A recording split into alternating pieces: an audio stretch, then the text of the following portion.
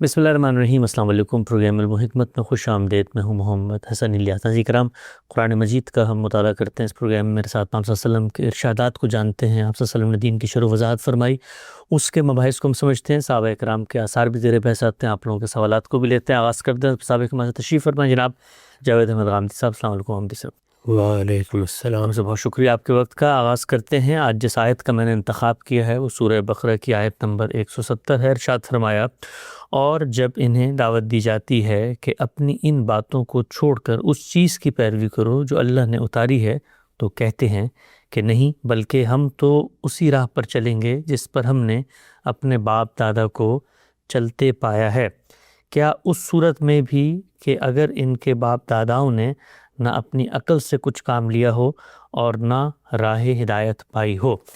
عام صاحب نے اس کی مختصر سی تفسیر و شرح بھی لکھی ہے۔ مطلب یہ ہے کہ بزرگوں کے ورثے کو بے شک احترام کی نظر سے دیکھنا چاہیے، لیکن اس کی صحت و صداقت ثابت کرنے کے لیے مجرد یہ بات کافی نہیں کہ فلاں اور فلاں چیز باپ دادا سے اسی طرح چلی آ رہی ہے۔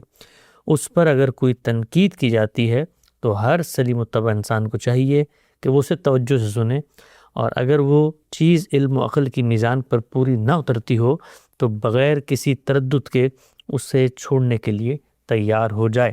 ہم سب، میں آغاز سے ابتدا کرنا چاہتا ہوں کہ انسان کی جو نفسیات ہے اس کے اندر یہ چیز پیوست ہے کہ جو چیز اس کو شناخت کے طور پہ منتقل ہوتی ہے وہ اس کا تحفظ چاہتا ہے، چاہے وہ اس کی زبان ہو، اس کا رنگ ہو، نسل ہو۔ اسی طرح سے اس کے جو آباء و اجداد ہیں وہ اس کی پہچان بنتے ہیں اور وہ اسی تسلسل کو آگے قائم رکھنا چاہتا ہے۔ جبلی اعتبار سے انسان کے اندر یہ جو ایک انسٹنکٹ رکھ دی گئی ہے یہ کتنی مضبوط ہے کہ جس میں وہ نظریات یا اس کے ساتھ جو جو چیزیں ملحق ہیں ان سے الگ نہیں ہونا چاہتا، بلکہ انہی کا تسلسل چاہتا ہے۔ اسی پس منظر میں پھر میں آگے سمجھوں گا کہ وہاں جب اس کے ذہن میں یہ چیز پیدا ہوتی ہے کہ جو آباء و اجداد کے نظریات تھے اس کا تحفظ اصل میں اس کی اپنی شناخت کا تحفظ ہے، اور یہ اتنا مضبوط جذبہ بن جاتا ہے کہ پھر پیغمبر بھی آ کے اس کو توڑ نہیں سکتے۔ اس کی وجہ یہ ہے کہ انسان ایک معاشرت میں پیدا ہوتا ہے، یعنی ایسا نہیں ہے کہ میری پیدائش ہوئی اور میں اپنی زندگی جیتا ہوا شعور کی عمر کو پہنچتا ہوں۔ پہلے مرحلے ہی میں میرا ربط و تعلق میرے آبا سے ہو جاتا ہے، میری ماں ہے، میرا باپ ہے، اسی طرح میرے خاندان کے لوگ ہیں، میری برادری ہے۔ میں ان کے اندر شعور کی آنکھ کھولتا ہوں، ان کو دیکھتا ہوں، ان کے گرد و پیش جتنی چیزیں بھی ہوتی ہیں ان سب کے ساتھ ایک وابستگی پیدا ہو جاتی ہے۔ یہ وابستگی اگر آپ غور کر کے دیکھیں تو زمین کے ساتھ ہو جاتی ہے، مٹی کے ساتھ ہو جاتی ہے۔ جس جگہ آپ پیدا ہوتے ہیں آپ ساری زندگی وہاں کے ماحول کو یاد کرتے رہتے ہیں۔ ایک خاص طرح کا نوسٹیلجیا ہے جس سے انسان اپنی زندگی میں دوچار ہوتا ہے اور قدم قدم پر دوچار ہوتا ہے۔ تو انسان کے اندر یہ چیز اس لیے رکھی گئی ہے کہ اگر وہ اس طرح اپنی مٹی سے وابستہ نہیں ہے، اپنے ماحول سے وابستہ نہیں ہے، اپنی برادری سے وابستہ نہیں ہے، اعزاء اقربا سے وابستہ نہیں ہے، تو پھر وہ ایک ٹھونٹ درخت بن کے رہ جائے گا۔ انسان کی ضرورت بھی ہے اور انسان کا حسن بھی اسی سے نمودار ہوتا ہے۔ یعنی انسان کی شخصیت کو بہرحال دنیا میں اپنا کردار ادا کرنا ہے، تو دنیا میں یہ کردار تو گرد و پیش کے ماحول ہی میں ادا کیا جاتا ہے۔ گرد و پیش کے ماحول میں آپ کے اعزاء ہوں، اقربا ہوں، دوست احباب ہوں، آپ کی روایت ہو، آپ کی تاریخ ہو، وہ سب مل کے آپ کی شخصیت کی تعمیر کرتے ہیں، اور شخصیت کی یہ تعمیر ہے جس سے آپ کی نفسیات وجود پذیر ہوتی ہے۔ اس کے اندر رہ کر ہی لوگ زندگی بسر کرتے ہیں۔ چنانچہ پیغمبر آ گیا ہے، کوئی مسلح آ گیا ہے، کوئی دائی آ گیا ہے، تو سب سے پہلا سوال انسان یہی کرتا ہے کہ یہ تم کوئی نئی بات کیسے کہہ رہے ہو۔ یعنی انسانوں کا معاملہ یہ نہیں ہے کہ وہ ہر نئی بات کے لیے اپنے دل کے دروازے کھول کے بیٹھے ہوئے ہوتے ہیں، وہ تو پرانی باتوں کی حفاظت کے ساتھ جی رہے ہوتے ہیں۔ یعنی ان کے اندر اگر عزت کا احساس ہے، غیرت کا احساس ہے، اپنے خاندان کی حفاظت کا احساس ہے، اگر وہ دوسروں سے لڑ مرنے کے لیے تیار ہو جاتے ہیں ان سب چیزوں کی حفاظت کے لیے، تو اس کا مطلب ہے کہ یہ ایک جبلی احساس ہے جو پوری قوت کے ساتھ ان کے وجود میں راسخ ہے۔ تو اس کے رسوخ کو چیلنج کرنا آسان نہیں ہے۔ یہی وجہ ہے کہ لوگوں کی بہت بڑی تعداد ایسی ہوتی ہے جو سوسائٹی کا نظم اپنے اسی جذبے کی بنیاد پر قائم کرتی ہے۔ آخر کیا وجہ ہوتی ہے کہ ہم اپنے وطن کے معاملے میں، اپنی قوم کے معاملے میں انتہائی حساس ہوتے ہیں، ہم اس کی برائی نہیں سن سکتے، ہماری خواہش ہوتی ہے کہ وہ ہر میدان میں فتح یاب ہو۔ اس کو یہاں تک دیکھ لیجئے کہ چھوٹے چھوٹے شہروں کے ساتھ آپ کا ایک ربط پیدا ہو جاتا ہے، تو اس کے بعد مثال کے طور پر لاہور اور کراچی میں ایک کھیل کا مقابلہ ہو رہا ہے، اس میں اگر آپ لاہور سے متعلق ہیں تو آپ کے جذبات اور ہوں گے، اگر آپ کراچی سے متعلق ہیں تو آپ کے جذبات اور ہوں گے، درحال ہے کہ آپ بحیثیت مجموعی ایک ملک کے باشندے ہیں۔ یعنی یہ جو وابستگیاں ہیں، یہ جو روابط ہیں، یہ اوپر سے شروع ہوتے ہیں اور یہ نیچے تک اسی طرح جاتے ہیں۔ اگر ہم اپنی نفسیات کا مطالعہ کر کے دیکھیں تو مثال کے طور پر ہماری ایک شناخت مسلمان کی حیثیت سے، اس لحاظ سے ہم دیکھیں تو ہم امت مسلمہ کے ایک فرد بنتے ہیں۔ امت مسلمہ کا لفظ آتا ہے تو گویا ہماری ایک بڑی شناخت کا اظہار ہو جاتا ہے، اس اظہار سے بھی ہماری جذباتی وابستگی ہے، اس پر کوئی افتاد آ گئی ہے، اس کے بارے میں دوسروں کا رویہ صحیح نہیں ہے، اس نے شکست کھا لی ہے، اس کے لیے برے حالات پیدا ہو گئے ہیں، کوئی قوم اس کو قبول کرنے کے لیے تیار نہیں ہے، دنیا کی بڑی طاقتوں میں اس کا کوئی کردار باقی نہیں رہا، تو یہ ساری چیزیں ہمارے لیے کنسرن کا باعث بن جاتی ہیں۔ اس سے آگے بڑھ کر پھر آپ کا اپنا وطن ہے، بعض اوقات آپ کا اپنا علاقہ، یعنی آپ کے علاقے کے ساتھ ایک خاص طرح کی عصبیت آپ کے اندر پیدا ہو جاتی ہے، اور شخصیات، اکابر، آپ نے کچھ لوگوں سے پڑھا ہے، آپ کو کوئی دین کی روایت منتقل ہوئی ہے، یہ جتنی چیزیں ہیں ان سے انسان کی وابستگی اصل میں معاشرت کا حسن ہے۔ یعنی انسان کو چونکہ ایک معاشرت میں جینا ہے تو اس وجہ سے اس کو ایک دو دھاری تلوار پر چلنا ہوتا ہے، یعنی اس کے لیے ایک طرف یہ وابستگی اس کی معاشرت کے استحکام کی ضرورت ہے، اگر یہ استحکام نہیں ہوگا تو معاشرہ بنے گا نہیں، یہ نہیں ہوگا تو ریاست قائم نہیں ہوگی، یہ نہیں ہوگا تو باہمی تعامل کے بہت سے مواقع انسان کھو دے گا، یہ نہیں ہوگا تو اگر کوئی دوسرا اس پر ٹوٹ پڑتا ہے تو وہ ان کا مقابلہ کرنے کے لیے اپنے اندر کوئی داعیہی محسوس نہیں کرے گا۔ تو یہ ساری چیزیں مل کے انسان کی معاشرت میں اس کی شخصیت بناتی ہیں۔ اس کے ساتھ وہ ایک نظریاتی وجود بھی ہے، یعنی اس کو حق و باطل کا فیصلہ بھی کرنا ہے، اس کو صحیح علم بھی اختیار کرنا ہے، اس کو اپنے لیے ترقی کے مواقع بھی پیدا کرنے ہیں۔ تو یہ کشمکش ہے جس کے اندر وہ اپنے لیے راہ نکالتا ہے، اس میں مشکلات ہوتی ہیں، ان مشکلات میں اب کیا کرنا ہے، تو اس کو قرآن نے یہاں موضوع بنایا ہے کہ تم کو اس معاملے میں ایک واضح طریقہ اختیار کرنا چاہیے۔ معاشرت کے تقاضوں میں احترام ہے، محبت ہے، جذبہ ہے، غیرت ہے، حمیت ہے، یہ معاشرت کے تقاضے ہیں۔ حق و باطل کے معاملے میں استدلال ہے۔ تو اس وجہ سے تمہیں اگر کوئی نظریہ پیش کیا جا رہا ہے کہ ہمارے آبا یہ مانتے تھے، ہمارے اکابر کی یہ رائے تھی، وہ بڑے اہل علم جن کو ہم نے دیکھا وہ اس چیز کو اس طرح دیکھتے تھے، تو وہاں استدلال فیصلہ کن ہوگا۔ اور جس وقت معاشرت کے تقاضے ہوں گے، جس وقت نظم کے تقاضے ہوں گے، جس وقت ایک سوسائٹی کی تشکیل کے تقاضے ہوں گے، وہاں آبا ہی کے ساتھ وابستہ رہنا چاہیے، وہاں اپنی روایت ہی کو لے کر چلنا چاہیے، وہاں انسان کو ایک تہذیب بنانا ہوتی ہے، وہ بنتی ہی روایت سے ہے۔ تو یہ دونوں چیزیں جن کو ہمیشہ الگ الگ رکھو۔ جو آیت آپ نے پڑھی ہے اس میں در حقیقت یہی سبق دیا گیا ہے، یعنی آبا پر کوئی نقد نہیں کیا گیا، نہ یہ بتایا گیا کہ آبا سے وابستگی کوئی جرم ہے، نہ یہ بتایا گیا کہ یہ وابستگی انسانی شخصیت کا تقاضا نہیں ہے، صرف یہ بتایا گیا ہے کہ جس وقت کوئی چیز سامنے آ جائے جس کا تعلق علم و عقل سے ہے تو پھر وہاں یہ چیز سد راہ نہیں بننی چاہیے۔ اچھا، یہ جو آیت کے اندر الفاظ آئے ہیں کہ کیا اس صورت میں بھی کہ اگر ان کے باپ داداؤں نے اپنی عقل سے کچھ کام نہ لیا ہو تب بھی تم ان کی پیروی کرو گے، تو گویا قرآن مجید یہ کہتا ہے کہ پیروی فی نفسی ہی کوئی بری چیز نہیں ہے اگر آپ کرتے ہیں، لیکن جن کی کر رہے ہو انہوں نے اس معاملے میں عقل سے کام نہیں لیا۔ تو دونوں پہلو سامنے آ گئے، ایک تو یہ کہ انہوں نے عقل سے کام نہیں لیا، دوسرا تم جب پیروی کر رہے ہو تو تم سے سوال ضرور ہوگا کہ تم نے ان کی پیروی کی ہے جنہوں نے عقل سے کام ہی نہیں لیا تھا۔ یعنی اس میں یہ بتایا گیا ہے کہ وہ چیزیں جن میں انسان کو پیروی کرنا ہوتی ہے وہ عقلی نہیں ہوتی۔ بہت اچھی بات، بڑی اس وقت اللہ کا پیغمبر آ کر جو دعوت پیش کر رہا ہے وہ عقلی ہے، سبحان اللہ، اس میں فیصلہ ہی عقل نے کرنا ہے۔ تو جب فیصلہ عقل نے کرنا ہے تو پھر تم ان چیزوں کو بنیاد بنا کر پیغمبر کی مخالفت نہیں کر سکتے جو در حقیقت مذہب، عقیدے یا نظریے کے فیصلے کرنے کے لیے اللہ تعالیٰ نے دی نہیں۔ واہ سبحان اللہ۔ یعنی یہ بات کہ مجھے اپنے آبا سے وابستہ رہنا ہے، مثلا مجھے وہ لباس اچھا لگتا ہے جو میرے آبا پہنتے رہے ہیں، مجھے اس زبان سے وابستگی محسوس ہوتی ہے جو میری ماں نے مجھے سکھائی ہے، میرے باپ نے مجھے سکھائی ہے، جو میرے علاقے میں بولی جاتی ہے، مجھے وہ رسوم اچھی لگتی ہیں جو رسوم میرے علاقے میں، میری برادری میں، میرے ماننے والوں جاننے والوں میں ہمیشہ رائج رہی ہیں۔ ان میں سے کوئی چیز قابل تنقید نہیں ہے۔ یہی وہ چیز ہے جس کو آپ کہتے ہیں تہذیبی اور ثقافتی روایت۔ تو تہذیبی اور ثقافتی روایت میں تسلب ہونا چاہیے، یعنی اس میں لوگوں کے اندر ایک خاص بزاداری قائم رہنی چاہیے۔ یہ ہماری چیز ہے، یہ ہماری روایت ہے، یہ ہمارا عرف ہے، اس چیز سے ہم وابستہ رہے ہیں۔ تو جتنی چیزیں بھی عقلی لحاظ سے کسی تنقید کا تقاضا نہیں کرتی، ان چیزوں میں روایت پرستی ہونی چاہیے، اس لیے کہ اس کے ساتھ آپ کی وابستگی، یعنی میں نے یہ روایت پرستی کا لفظ اصل میں جیسے لوگ بولتے ہیں اس طرح بولا ہے جامع مفہوم میں، ورنہ پرستش تو ایک بندہ مومن کرتا ہی صرف پروردگار کی، یعنی روایت سے ایک وابستگی، ایک تعلق۔ روایت میرے لیے احتزاز کا باعث بنتی ہے، روایت مجھے زندگی دیتی ہے، روایت میرے لیے میری شناخت کا ذریعہ بنتی ہے۔ یہ جتنی چیزیں ہیں یہ اپنی جگہ بڑی اہمیت کی حامل ہے۔ یعنی وہی بات کہ انسان اپنی ان شناختوں اور اپنے اس تعارف کی بنیاد پر اپنی پہچان پیدا کرتا ہے، اور انسان کا سب سے بڑا مسئلہ جو اس کا نفسیاتی مسئلہ ہے وہ اس کی پہچان، اس کی شناخت ہے۔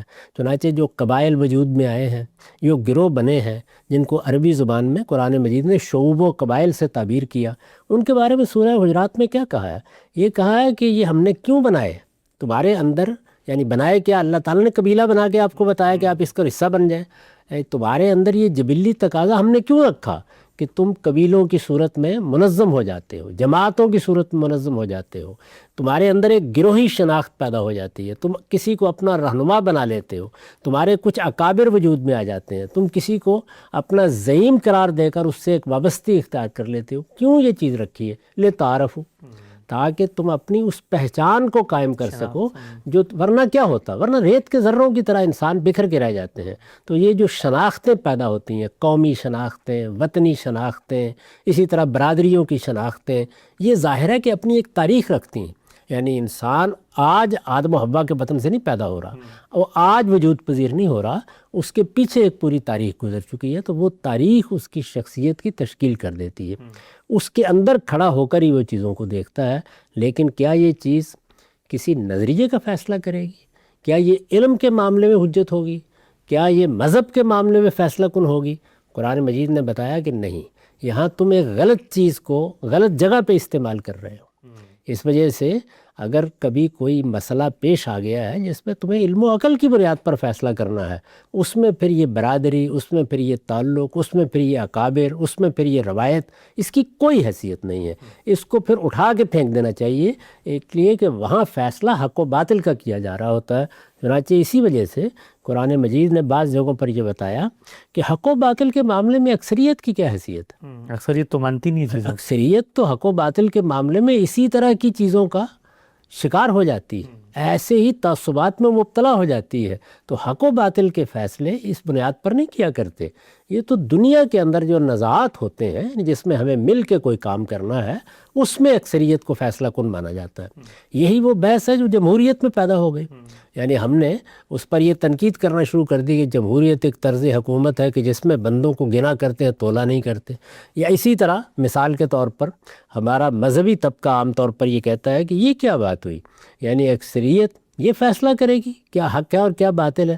تو یہ غلط فہمی ہے۔ یہاں حق و باطل کا فیصلہ نہیں ہوتا، یہاں فیصلہ نزاعات کا ہوتا ہے۔ یعنی ہم نے 10 20 50 100 1 کروڑ 10 کروڑ لوگوں کے درمیان کسی چیز کا فیصلہ کرنا ہے، وہاں پرامن طریقہ کیا ہو سکتا ہے؟ تو جمہوریت فصل نزاعات کا طریقہ ہے۔ وہاں بھی ہم کیا کر رہے ہیں؟ وہاں یہ کہہ رہے ہیں عوام کا فیصلہ کبھی غلط نہیں ہوتا، بارہ غلط ہوتا ہے، بالکل انتہائی احمقانہ ہوتا ہے، لیکن اس کو ماننا چاہیے۔ اس لیے کہ جب آپ ایک قوم میں رہتے ہیں، ایک ملک میں رہتے ہیں، لوگوں کے درمیان رہتے ہیں، تو وہاں آپ کو باہمی طور پر کچھ فیصلے کرنے ہوتے ہیں۔ کچھ چیزیں وہ ہیں جن میں مجھے کسی کی طرف دیکھنے کی ضرورت نہیں ہے، وہ فرد کی حیثیت سے میرا اپنا دائرہ ہے، وہاں فیصلے کرنے کا اختیار میرے پاس ہے۔ لیکن وہ معاملات جو اجتماع سے متعلق ہیں، جن میں دسیوں لوگ شریک ہوتے ہیں، جس میں وہ فیصلے کرنے پڑتے ہیں کہ جن کے لیے نظم بنانا پڑتا ہے، جس کے لیے ہم نے حکومت جیسی چیز گوارا کی ہے، وہاں کیا کیا جائے؟ تو دو ہی صورتیں ہو سکتی ہیں، یا طاقت فیصلہ کر دے گی، اور یا پھر پرامن طریقے سے ہم مل بیٹھیں گے، ہم رائے دیں گے، ہم ایک دوسرے سے مشورہ کریں گے، ایک دوسرے کو قائل کرنے کی کوشش کریں گے، استدلال کی بنیاد پر چاہیں گے کہ سب لوگ ایک جگہ آ جائیں، اس کا امکان بہت کم ہوتا ہے۔ تو اگر یہ صورتحال پیدا ہو جائے گی تو پھر کیا کرنا ہے؟ پھر ظاہر ہے کہ اکثریت کی بنیاد پر فیصلہ کر لیا جاتا ہے۔ تو یہ دیکھیے، چیزوں کو قرآن صحیح محل میں رکھنا چاہتا ہے، یعنی وہ چیزیں جہاں پر اکثریت ہی کے فیصلے کو ماننا چاہیے، وہ چیزیں حق و باطل کی نہیں ہوتی، وہ فصل نزاعات کی ایک ضرورت ہے۔ اسی طریقے سے اگر آپ نے اپنی حمیت کا اظہار کرنا ہے، اپنی غیرت کا اظہار کرنا ہے، اپنی محبت کا اظہار کرنا ہے، اپنے تعلق کا اظہار کرنا ہے، اور آخری درجے میں جا کے کرنا ہے، وہ اپنی قوم سے کریں، اپنے وطن سے کریں، اپنے لوگوں سے کریں، اپنے اکابر سے کریں، اپنے اعزاء اقربا سے کریں۔ کسی چیز پر مذہب کو کوئی اعتراض نہیں ہے، لیکن جس وقت معاملہ کسی حق اور باطل کے درمیان فیصلہ کرنے کا ہو جائے تو وہاں نہ اکثریت کی کوئی حیثیت ہے، اور نہ وہاں اس طرح کے تعلقات اور اس طرح کے تعصبات کی کوئی حیثیت ہے۔ وہاں فیصلے کی بنیاد کیا ہے؟ علم و عقل۔ تو قرآن مجید نے یہ بات ہے جس کی طرف توجہ دلائی ہے کہ جس جگہ علم و عقل کو فیصلہ کرنا ہے، تعجب ہے، یعنی اس جگہ پر تم اپنے آبا کو پیش کر رہے ہو، اس سے بڑی احمقانہ بات کیا ہو سکتی ہے؟ نقطہ بالکل واضح ہوا۔ اچھا ہم صاحب، ایک آخری پہلو اس آیت سے متعلق، میں نے یہ دیکھا کہ یہ آیت تو جس انداز میں بات کر رہی ہے، پیغام پہنچا رہی ہے، وہ تو تقلید کی نفی ہے، یعنی وہاں پر کسی استدلال کے مقابلے میں یہ کہنا کہ ہمارے بزرگ آبائی کہتے تھے، تو آیت تو اس کی بالکل مخالفت میں کھڑی ہوئی ہے۔ لیکن جو ہمارے ہاں تقلید محض کو، تقلید کی شرعی حیثیت کو مان کر علماء گفتگو کرتے ہیں، وہ اس آیت کے بارے میں یہ تعویل کرتے ہیں کہ بھئی اس آیت میں جو آباء و اجداد زیر بحث ہیں وہ تو مشرکین کے آباء و اجداد تھے، ہم جن بزرگوں کی یا لوگوں کی یا علماء کی تقلید کی دعوت دے رہے ہیں وہ تو اس امت میں اسی تسلسل میں کھڑے ہوئے ہیں جو محمد صلی اللہ علیہ وسلم نے نظریات دیے تھے، جو دین ہم تک پہنچا ہے، لہٰذا ان کی تقلید کی نفی جو ہے وہ یہاں پر کہیں زیر بحث نہیں آ سکتی۔ یہ جن کو مشرکین کے آباء کہا جاتا ہے وہ کون تھے؟ وہ زمانے کے مسلمان تھے۔ وہ ظاہر ہے کہ اس زمانے کے مسلمان تھے۔ بالکل صحیح۔ یعنی مشرکین عرب سیدنا اسماعیل کی اولاد ہے، سیدنا اسماعیل نے ان کی ابتدا کی ہے، انہوں نے حق کی روشنی میں اپنی زندگی شروع کی تھی، وہ وہاں آ کے آباد ہوئے، حرم کے متولی بنائے گئے، انہوں نے وہاں آ کے ایک قبیلے میں نکاح کیا، اس سے ایک قوم وجود میں آئی، وہ قوم تھی جس نے دین ابراہیمی کی روایت کو اپنے یہاں محفوظ رکھا، اس کے لحاظ سے وہ تمام مذہبی امور انجام دیتے تھے، حج کرتے تھے، نماز کا اہتمام کرتے تھے، اسی طرح دوسرے تمام چیزیں تھیں، یعنی جتنی چیزیں بھی اس وقت دینی سمجھی جاتی ہیں، جیسے بدن کی طہارت کے لیے بعض احکام ہیں، جس طریقے سے کھانے پینے کی، خور و نوش کی حلت حرمت کے بارے میں ہمارے ہاں بعض چیزیں سمجھی یا جانی جاتی ہیں، اور جیسے اخلاق کے معاملے میں کچھ قواعد ہیں، اسی میں غلطی ہو رہی تھی، اسی میں شرک پیدا ہوا تھا۔ تو یہ شرک پہلے دن نہیں پیدا ہو گیا تھا ان کے ہاں، ایک تدریجی عمل کے نتیجے میں، جیسے کہ بیان کیا جاتا ہے، ایک خاص مرحلے پر آ کر ان کے بزرگوں کے ہاں شرک کے لیے آمادگی پیدا ہو گئی۔ یہی صورتحال آپ بنی اسرائیل کی تاریخ میں دیکھتے ہیں، یعنی وہ تو پیغمبروں کی قوم ہے، اس میں بھی یہی چیز ہوئی، اس میں بھی جب پیغمبر آ کر اب دعوت دے رہے ہیں یا یہ کہہ رہے ہیں کہ تم لوگ کیا کر رہے ہو، تو اس کے جواب میں وہ چیز پیش کر رہے ہیں، تو اس کا کوئی تعلق اس سے نہیں ہے کہ کون کیا ہے، اصل چیز یہ ہے کہ آپ کو کون سا فیصلہ کس ذریعے سے کرنا ہے، یعنی اگر تو معاملہ محبت کے اظہار کا ہے، تعلق کے اظہار کا ہے، کسی لباس کو اختیار کرنے کا ہے، کسی رسم کو اپنانے کا ہے، آپ نے اپنی معاشرت کے لیے کوئی آداب مقرر کیے ہیں، آپ نے اپنی قومی شناخت کے لیے کچھ چیزوں کو مقرر کر دیا ہے، اس میں کون اعتراض کرتا ہے اس بات کے اوپر؟ آپ ان کا اظہار کریں، پوری طرح اظہار کریں، وہ محبت آپ کے وجود سے ظاہر ہونی چاہیے، وہ محبت بڑا غیر معمولی جذبہ ہے، اس کے اندر بڑا حسن ہے، لیکن جس وقت معاملہ حق و باطل کا زیر بحث آ جائے، پیغمبر آ کے کیا کہہ رہے ہیں؟ پیغمبر آ کے یہ کہہ رہے ہیں کہ مجھے شرک اچھا نہیں لگتا، وہ کہہ رہے ہیں شرک ایک بہت بڑا گناہ ہے، اخلاقی یہ اللہ تعالیٰ پر افتراء ہے، یہ آخری درجے کی اخلاقی برائی ہے، اس کے بعد تم اصل میں اللہ پروردگار عالم کے مقابل میں کھڑے ہو گئے ہو، یہ کہہ رہے ہیں، اس میں آپ اپنے آبا کو کیسے پیش کر سکتے ہیں؟ تو یہی معاملہ ہمیشہ رہے گا، یعنی ہماری امت میں کیا ہوگا، ہماری امت کی بنا کس چیز پر رکھی گئی ہے؟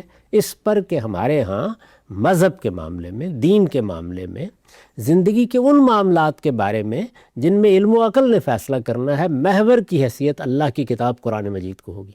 اس پر اس امت کی تشکیل ہوئی ہے، تو ظاہر ہے کہ اس سے ادنا انحراف بھی ہوگا تو ٹوکنے والے ٹوکیں گے، توجہ دلانے والے توجہ دلائیں گے، حق و باطل کے معاملے میں بحثیں شروع ہو جائیں گی۔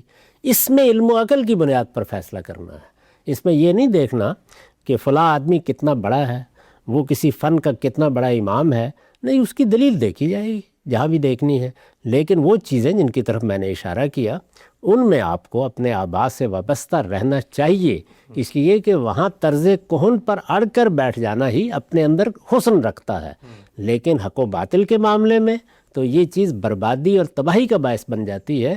یہ خواہ دنیاوی علوم میں اختیار کر لی جائے وہاں بھی تباہی ہوگی، اور اگر دین کے معاملے میں اختیار کر لی گئی تو خسرت دنیا والآخرہ، دنیا بھی گئی آخرت بھی گئی۔ نقطہ واضح ہو گیا۔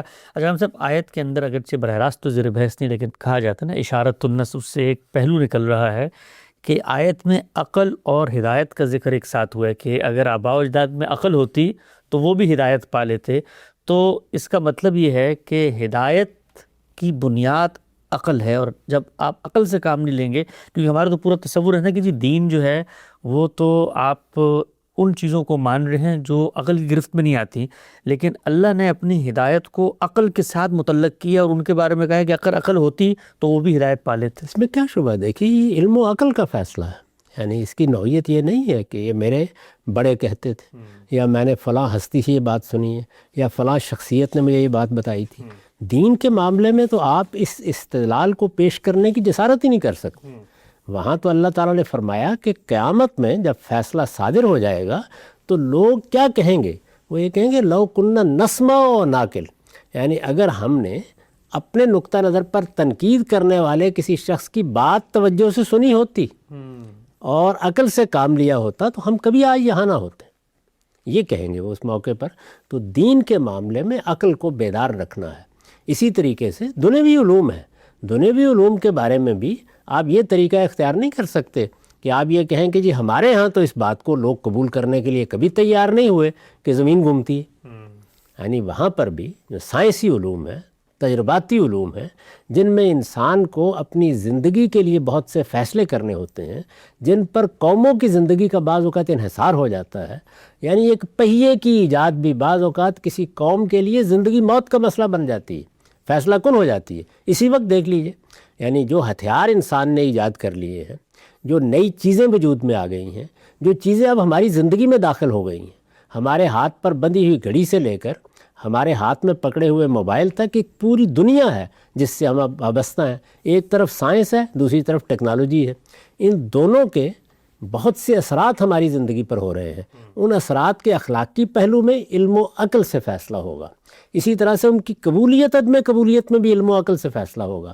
یہاں آپ اپنا کوئی خاص باز نہیں فرما سکتے۔ تو آپ کو جس چیز کا فیصلہ کرنے کے لیے علم و عقل کی ضرورت ہے، قرآن کہتا ہے وہاں علم و عقل کو استعمال کریں، اور جن چیزوں کے لیے آپ یہ حوالہ دے سکتے ہیں کہ بھئی میں یہ لباس پہنتا ہوں، یہ میرے آبا کا لباس ہے، میں اس طریقے سے رہتا ہوں، یہ میرے آبا کا رہن سہن ہے، میں لوگوں کے ساتھ معاملہ اس طریقے سے کرتا ہوں، یہ میرے آبا کا طریقہ ہے۔ یہ ساری باتیں اپنے اندر بڑا حسن رکھتی ہیں، لیکن جس وقت آپ ان کو حق و باطل کا معیار بنا لیں گے تو اس کا نتیجہ تو پھر وہی نکلے گا جو ہمارے مقابل میں کھڑی ایک بڑی امت کے نکلا ہے۔ یعنی ان کے ہاں کیا ہوا ہے، سیدنا مسیح سے دنیا سے رخصت ہو جانے کے بعد سینٹ پال نے ان کے سامنے مذہب کی ایک تعبیر رکھی، تو اس کی تقلید وہ جو تعبیر ہے وہ آہستہ آہستہ ان کے اہل علم نے اختیار کر لی ہے، اور پھر کوئی 4 صدی میں آ کے اس کو انہوں نے ایک باقاعدہ صورت دے دی ہے۔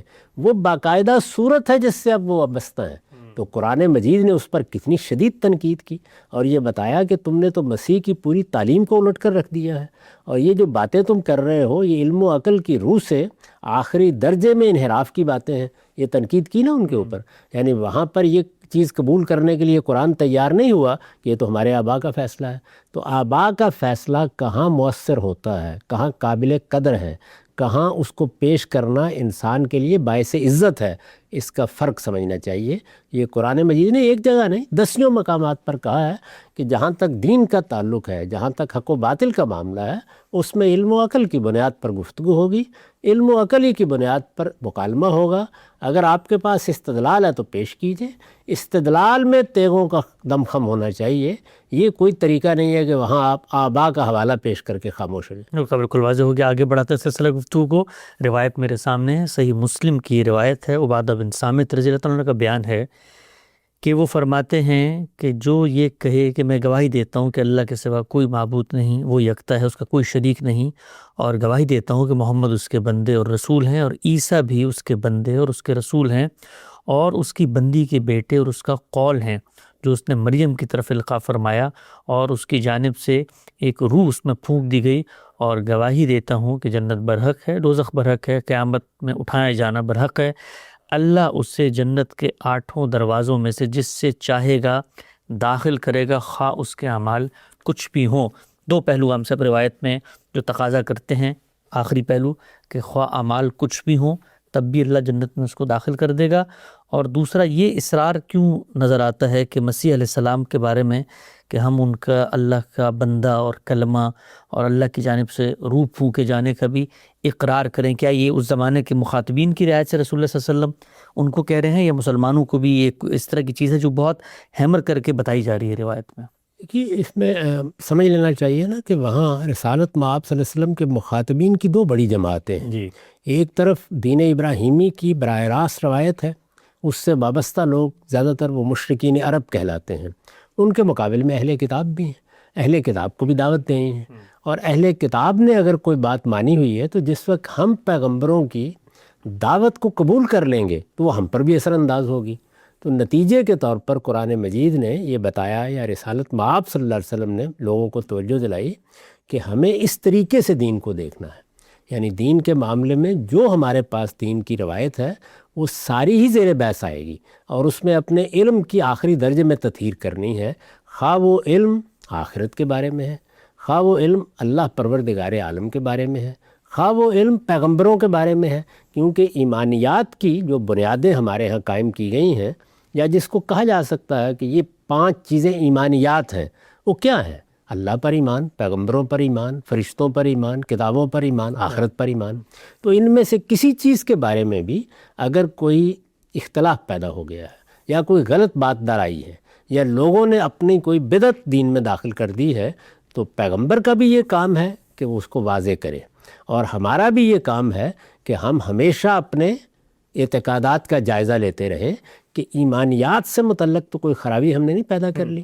اس میں یہ بتایا گیا ہے کہ یہ بنیادی چیز ہے، یعنی تمہیں اپنا رخ سیدھا کرنا ہے، اور اس میں یہ 5 چیزیں ہیں جن میں کہیں بھی اگر کوئی غلطی ہو رہی ہے اور کوئی دوسرا اس کے بارے میں متنبع کرتا ہے تو آدمی کو متنبع ہونا چاہیے، کیونکہ اس پر اس کی آخرت کا انحصار ہے۔ ٹھیک نقطہ واضح ہوا۔ اور ہم سب یہ جو ہے کہ خواہ اعمال کچھ بھی ہو، اگر وہ یہ سب کچھ بڑے کرائٹیریا فلفل کر لیتا ہے تو پھر جنت میں باہر کیف ہو جائے۔ یعنی دیکھیے نا، ہم انسان ہیں، ہمارے اندر کچھ جبلی تقاضے ہیں، شہوات کا غلبہ ہو جاتا ہے، خواہشات کا غلبہ ہو جاتا ہے، بعض اوقات ایسے جذبات پیدا ہو جاتے ہیں کہ آدمی کی عقل معطل ہو جاتی ہے، اس میں غلطیاں ہوتی ہیں، کوتاہیاں ہوتی ہیں۔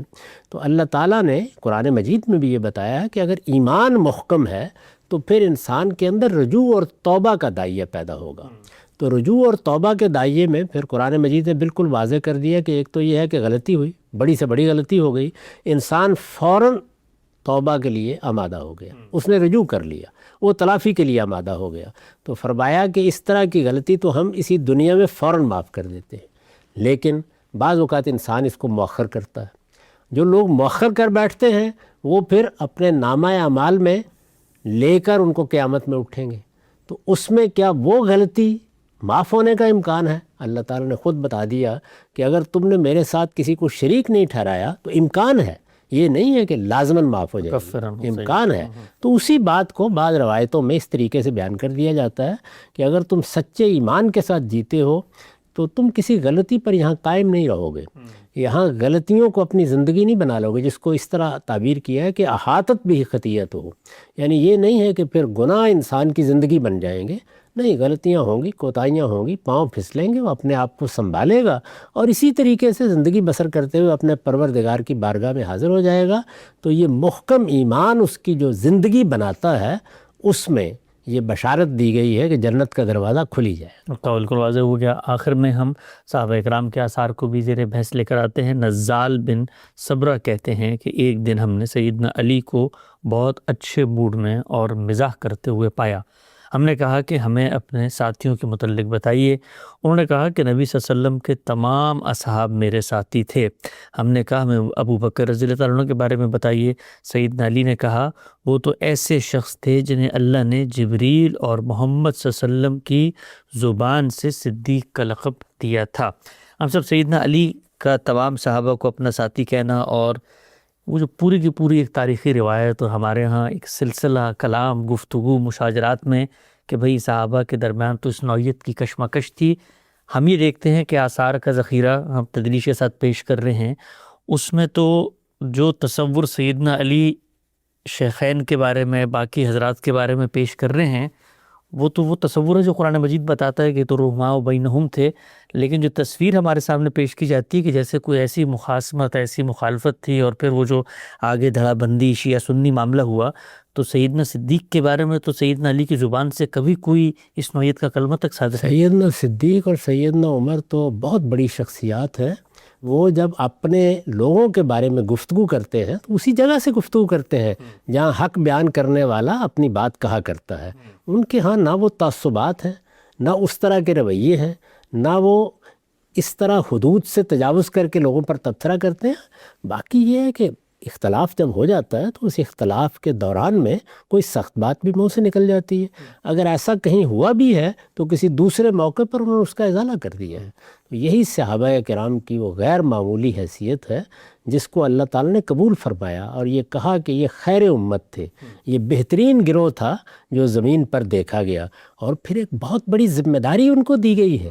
یہ ذمہ داری کیا آپ کا خیال ہے کہ اس طریقے کی ناروا باتیں کرنے والوں کو دی جائے گی، آپس میں ایک دوسرے سے دست و گریباں ہونے والوں کو دی جائے گی، یا دوسروں پر الزامات لگانے والوں کو دی جائے گی؟ وہ ذمہ داری یہ ہے کہ اب تم ہو کہ پیغمبر نے تم پر حق کی گواہی دے دی، دین تمہارے سپرد کر دیا، اب باقی دنیا کے لیے تم اس دین کے گواہ بنا کے ٹھہرائے گئے ہو۔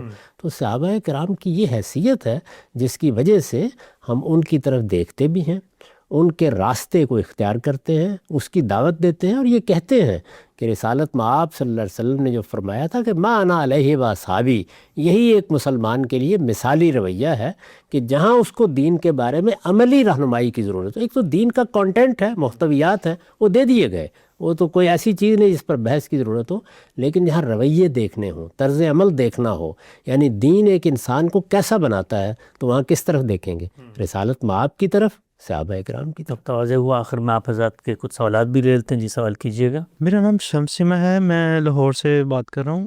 میرا سوال یہ ہے کہ جب قربانی فرض نہیں ہے تو اس کا نصاب کہاں سے آ گیا؟ اور دوسری بات یہ ہے کہ قرآن کی آیت ہے کہ حاجیوں کو پانی پلانا، تو اس بات سے اندازہ ہوتا ہے کہ جو چیز زیادہ فرضیت والی ہے تو ہم اس کے اوپر پیسہ خرچ کریں، یعنی قربانی کا پیسہ ہم ان لوگوں کو دیں جو اس کے زیادہ مستحق ہیں، یعنی ان کو چاہیے مالی مدد اور ہم ان کو گوشت کھلا دیں۔ جی ہاں، سب فرمائیے گا کہ ایک تو یہ اگر قربانی کا نصاب کہاں سے آ گیا اگر یہ کوئی لازم چیز نہیں ہے، اور دوسرا خود قرآن کہتا ہے بھئی حاجیوں کو پانی پلاؤ، تو یہ اور جو نیکی کے کام ہے اس کی ترجیح کیوں نہ قائم کی جائے قربانی میں؟ دیکھیے، ہمارے فقہا نے دین کو سمجھا ہے، اس میں کہیں اختلافات بھی ہو گئے ہیں۔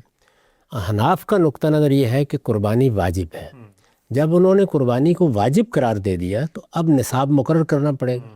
وہ پھر نصاب ان کا مقرر کردہ ہے، یعنی ایسا نہیں ہے کہ رسالت مآب نے وہ نصاب مقرر کیا ہے۔ جس وقت ایک فقیہ یہ فیصلہ کرے گا کہ فلاں چیز لازم ہے تو اگلا سوال پیدا ہو جائے گا کہ کیا ہر حال میں لازم ہے؟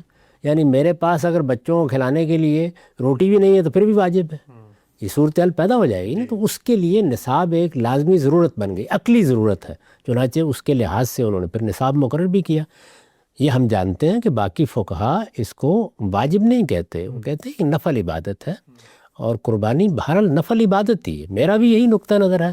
تو جب آپ اس کو نفل عبادت کے طور پر دیکھتے ہیں، اور بڑی غیر معمولی عبادت ہے، یعنی عبادت کا منتہا کمال ہے، ہم جب اللہ پروردگار عالم کے ساتھ اپنے تعلق کا اظہار کرتے ہیں تو پرستش ہے، اطاعت ہے، اور اپنا وجود نظر کر دینا ہے، اپنا جان و مال اللہ کی نظر کر دینا ہے۔ قربانی اس کا علامتی اظہار ہے، تو یہ بڑی غیر معمولی عبادت ہے، لیکن بہرحال اللہ تعالیٰ نے اس کو لازم نہیں کیا، یعنی واجب کہیں فرض کہیں لازم نہیں کیا ہے۔ جب لازم نہیں کیا تو ایک نفل عبادت ہے، جب آپ اس کو نفل عبادت کہتے ہیں تو پھر کسی نصاب کی ضرورت باقی نہیں رہتی۔ تو ہمارے ہاں ائمہ ثلاثہ کا نقطہ نظر بھی یہی ہے، اور میرا نقطہ نظر بھی یہی ہے کہ قربانی ایک غیر معمولی عبادت ہے، اس کو ہمیشہ قدر کی نگاہ سے دیکھنا چاہیے۔ آپ کے حالات ہیں تو کبھی اس سے پیچھے نہیں رہنا چاہیے، لیکن بہرحال یہ ایک نفل عبادت ہے، اور نفل عبادت کا مطلب یہ ہوتا ہے کہ اگر کسی وقت آپ نے نہیں کی ہے تو اس پر کوئی مواخذہ نہیں ہوگا۔ اسی سے ظاہر ہے کہ اس سوال کا جواب بھی مل جاتا ہے کہ آپ کے سامنے کچھ چیزیں ہوتی ہیں جن میں بعض اوقات انتخاب کرنا ہوتا ہے، تو اگر کوئی ایسی ضرورت سامنے ہے کہ آپ کا ضمیر یہ کہتا ہے، آپ کا دل یہ کہتا ہے، آپ کا دماغ اس پر فتویٰ دیتا ہے کہ یہ ضرورت مقدم ہے، تو آپ اس کی تقدیم کا فیصلہ کر سکتے ہیں، جس کا انہوں نے حوالہ دیا۔ بالکل نقطہ واضح۔ ایک اور سوال لیتے ہیں۔ السلام علیکم، میرا نام عبد الرحمن ہے۔ سوال سورہ فیل کے متعلق ہے۔ امام حمید الدین فراہی کے متعلق یہ بیان کیا جاتا ہے کہ عربی کے حوالے سے انہوں نے اس میں یہ بیان کیا ہے کہ اس میں ترمی یا رمی کا جو فعل استعمال ہوا ہے پھینکنے کا، تو یہ ایک پرندے کے لیے استعمال نہیں ہو سکتا کہ وہ رمی نہیں کرتا، بلکہ القاء کا اگر فعل استعمال ہوتا تو پھر پرندے کے لیے ہو سکتا تھا، کیونکہ وہ کنکری کو صرف چھوڑتا ہے، پھینک نہیں سکتا۔ تو اس کے متعلق ایک صاحب بیان کر رہے تھے کہ آج بھی جدید دور میں بھی بم صرف وہ جہاز سے پھینکتے ہیں، لیکن اس کے لیے بھی رمی کا ورڈ یوز ہوتا ہے۔ تو یہ ایک ادبی اسلوب ہے، ضروری نہیں کہ اس کو عملاً اسی طریقے سے پھینکنا بالفعل ہو۔ اس کے متعلق آپ کیسے دیکھتے ہیں کہ جملے کی روانی میں یا محاورتاً رمی کا الفاظ استعمال ہونا، اس میں کوئی مذائقہ نہیں ہے؟ جی ہاں، سوال تو واضح ہے، فرمائیے گا۔ جی، فعل بعض اوقات نتیجے کے لحاظ سے استعمال ہو جاتے ہیں، چنانچہ اگر آج کے زمانے میں ہم رمی کا لفظ استعمال کرتے ہیں تو غلط نہیں کرتے۔ اس کا نتیجہ کیا نکلتا ہے؟ یعنی کیا اوپر سے ایک بم آتا ہے اور اطمینان کے ساتھ ہماری میز پر آ کر رکھ دیا جاتا ہے؟ وہ کچھ نتائج پیدا کرتا ہے، تو نتائج کے لحاظ سے لفظ استعمال کیا جا سکتا ہے۔ وہاں مسئلہ یہ ہے کہ نتیجہ آگے بیان ہو گیا لفظوں میں، تو اس وجہ سے پھر اس نتیجے کے اور لفظ کی مطابقت ضروری ہے۔ اچھا، تو اس مطابقت کے لحاظ سے امام فرائی نے یہ بات کہی۔ یعنی وہ جو نتیجہ بیان ہوا کہ وہ کھایا وہ بھوسا بن گئے بعد میں۔ ہاں جی، ایسے بیان کیا گیا ہے نا کہ جس وقت انہوں نے یہ کیا تو فجعلناہم کعصف معقول، تو یہ بات جب کہہ دی گئی ہے، لفظوں میں بیان کر دی گئی ہے، تو اب اس میں نتیجے کے لحاظ سے لفظ کو استعمال کرنے کی ضرورت نہیں رہی۔ وہاں پر اگر القاء کا لفظ بھی استعمال کر دیا جاتا تو بالکل درست ہوتا۔ تو بہت سے موقع ایسے ہوتے ہیں جس میں آپ نتیجے کو لفظوں میں بیان کرتے ہیں، بعض موقع ہیں جہاں لفظوں میں نتیجہ نہیں بیان کیا جاتا۔ تو یہ ایک نازک بحث ہے، اس میں جس چیز پہ اطمینان ہو جائے اس کو اختیار کر لیجیے۔ نقطہ واضح ہو گیا۔ ہمارے پروگرام کا وقت یہاں پہ ختم ہوتا ہے، انشاءاللہ دوبارہ حاضر خدمت ہوں گے۔ اب تک آپ کو بہت شکریہ۔